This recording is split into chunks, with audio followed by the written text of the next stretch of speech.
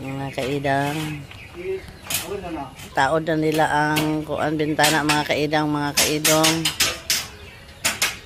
Mo ni si Patrick. Pabualan. Kung magpa trabaho mo, kontak lang sa iya. Gubot pa kayo na mga guys.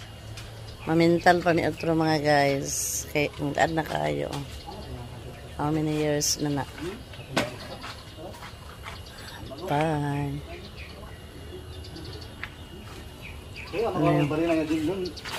May, hulami sa barina may.